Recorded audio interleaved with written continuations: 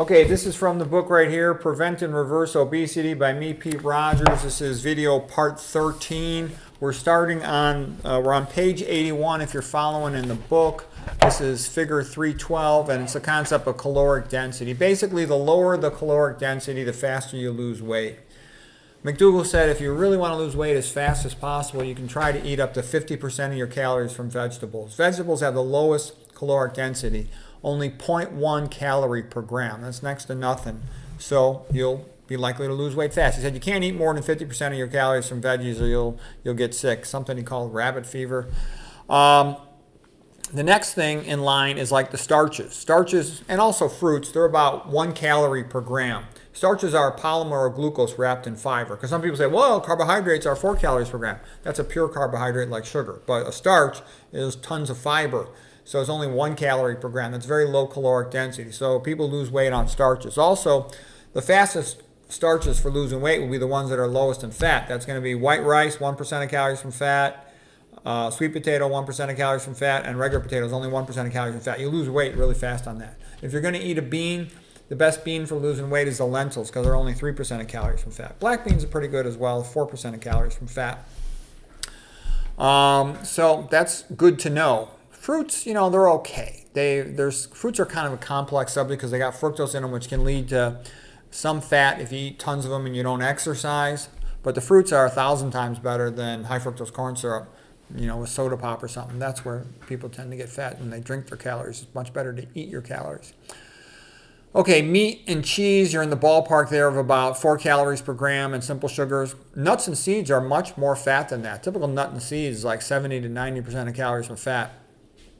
And the fat in nuts and seeds, it's not magic. If you eat that fat, like Dr. McDougall said, the fat you eat is the fat you wear. Flax is 60% of calories from fat. Soy is about 40% of calories from fat. It's real fat for a bean. Garbanzos are about 13% of calories from fat. Oil's the worst. It's the most high caloric density of anything, 9 calories per gram. It's like liquid fat. It's a terrible food. So if you want to lose weight, minimize your caloric density. Okay. And that's been known for a lot of time. Chef AJ's talked about that. Dr. McDougall's been giving lectures about that for decades and decades.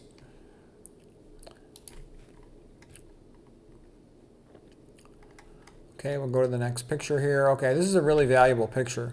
As a matter of fact, out of everything I've ever learned, I've been a doctor over 30 years, the most important thing you can know in all of health and all of medicine is that if you feed humans a diet of primarily starch, they become really healthy. That's valuable knowledge.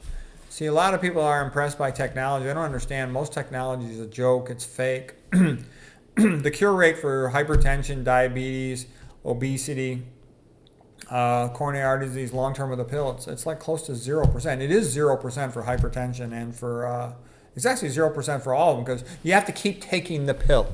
Somebody might say, well, I lost a certain amount of weight this month on this pill. But you got to take that the rest of your life. And all these pills have side effects and they cost money. The diet's free. You got to eat anyways. So anyways, why is starch such a good food? Because it's a polymer glucose wrapped in fiber. So the high amount of fiber stretches the stomach, so you get early satisfaction of hunger, early satiety. Then it goes into the intestinal tract, and the intestinal enzymes have to peel the fiber away from the glucose. So you get the effect of a slow-release energy pill, whereby the glucose is slowly absorbed into the blood, and you maintain a relatively normal, just slightly elevated blood glucose curve a prolonged amount of time. That's what you want. That's what gives you energy.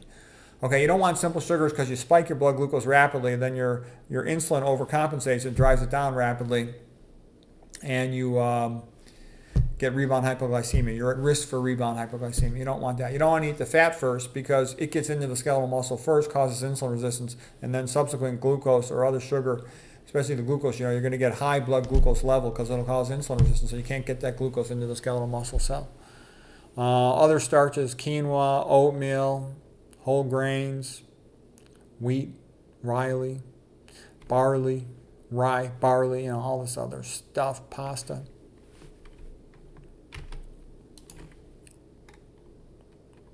Oh, here's just showing some more of these curves in a little more detail. So here's the point about if you eat the fat first, this red line, it gets into the skeletal muscle first, causes insulin resistance, and then your blood glucose stays elevated a prolonged amount of time. So that'll decrease your carbohydrate tolerance because the earlier fat causes insulin resistance. the sweets, sweet beverages that are sweetened, they just cause rebound hypoglycemia, have a tendency to do that. The Goldilocks zone, where you stay in a relatively normal, good blood glucose level a prolonged amount of time, comes from eating starches. That's why it's the best food. Okay.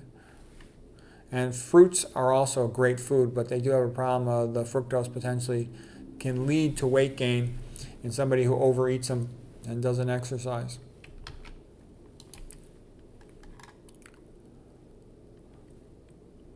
Okay, we're going to leave it at there for today. I hope you found that helpful.